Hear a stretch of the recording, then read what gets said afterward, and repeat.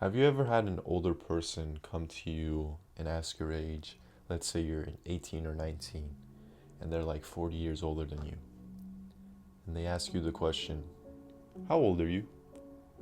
You say, 18. And they're like, they take it in for a moment. They take that deep breath in.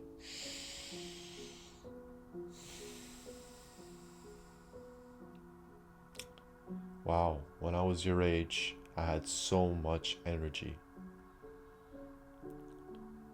And you're sitting there thinking, what energy? I don't have it. If I it just doesn't exist. What is this energy that these people that this older generation constantly talks about? And I want to give you guys like 5 reasons of why I think the younger generation or our generation doesn't have that like life in them, that they don't have that energy in them. um in order to get that, I believe you need to have a strong reason of why you're doing the things you're doing. Let's say you set goals. You need a strong reason or a purpose in order to achieve your big goals. Let's say, for example, let's say you want to do good in school. For the longest time, I didn't know why I was in school. Why am I studying? What is this for? I noticed that my reasonings were not strong enough for being in school. And because of that, I was getting really, really bad grades. My average was around C's and D's and everything. I noticed one thing of my transition from getting all C's and D's to now A's and B's. The number one thing that I think was the primary factor of me getting those C's and D's was the fact that my major was general studies. And why was I in general studies? Because I had no idea what I want to do. What's my purpose? What's my goal? Why am I even in school? I thought, okay, well, everyone else is in school, then I must be in school. That was my only reason. And to think about it, no wonder I was getting bad grades. Why would anyone just get good grades just because they want to get good grades? Sure, that's a reason, but I don't feel like that's a strong enough reason to keep you going and keep you from those suffering nights of just constant studying and everything and hopefully get a good grade and everything. It's not a good reason for you to keep going. Now, once I changed my major from general studies to something I was actually passionate about, which was business administration, I started to notice a shift within my grades. My grades had an immediate better results. That's my reason number one. The second reason I think is the lack of progress. What do I mean by lack of progress? Is you're not seeing enough progress to keep yourself motivated. I like to use the strategy of all or nothing in the beginning stage of anything or whatever the case is. For me personally, anytime I wanted to start a habit, I notice I get immediate results when I go all in or nothing, and most of the times it will keep me motivated to keep going. But also, there's a negative side to all or nothing because you can indulge in binging again in a way and ruin it all and just start from zero again. So that's the one downside about all or nothing. But the good thing about all or nothing strategy is that once you go into it and you give it your all, you see those immediate results quick, and that's what I like to call motivation right there. Because let me give you guys an example. Let's say you start a new diet, okay? You're eating great, you're going to the gym, you're losing a lot of weight in the beginning. It's super, super difficult, but you are going all in. You're really determined, you're really focused on it. And then you check yourself in the mirror. You see that feedback. You see, oh wow, my body is changing. Like, And this is in a short amount of time. Even though it's super difficult and super hard, you notice that your body is changing.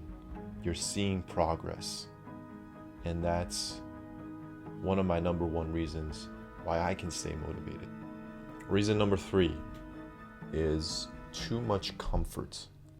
When you're too comfortable, you don't want to do anything. And it's really, really hard to get out of a cycle. Why people say, okay, get out of your comfort zone, get out of your own bubble and shell and everything, is because it makes it much more easier to do the hard things. Now, the next time someone says, get out of your comfort zone and do hard things and kind of like seek discomfort, shout out to Yes Theory, very good channel, is because it makes it so much easier to do the hard things that are necessary for you to reach your goals. One of the ways I try to get in my comfort zone is talking to strangers, random strangers. Over time, I got really good at this. It became so much more easier because I used to be so introverted. I used to be so shy. And let me guys give you this example because it's a funny one. I used to, I have a sister, and she would bring her friends over to our house just as a sleepover and everything. And I was so shy that I would just, as soon as I noticed that she is bringing friends over or whatever, I would stay in my room the entire night or day or however long they're staying there. I would ask my mother to bring me food and water into my room. That's how shy I was. Number one biggest reason how I got out of this like comfort bubble, I would say, was getting a job in retail, which required me to constantly talk to people. My job was a busboy at first, and then I switched up to being a cashier. And as a cashier, you're constantly making small talks. You're constantly like, hey, how's it going? How you doing? Whatever. And it's to random people you've never met before. And I was doing this to hundreds of people a day. So that really made me more comfortable with talking to strangers and walking up to people and everything. I still have a struggle and everything because it's been such a long time and I don't do my job anymore, so maybe that's another reason.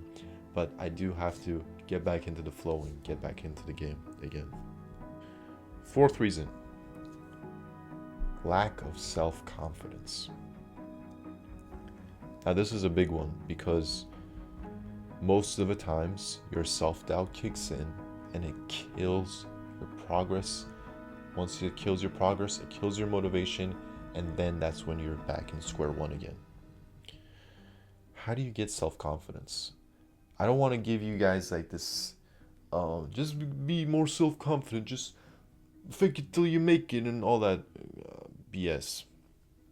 You need to be doing things actively that give you self-confidence. For example, living up to your promises is my number one biggest advice in order to get more self-confident.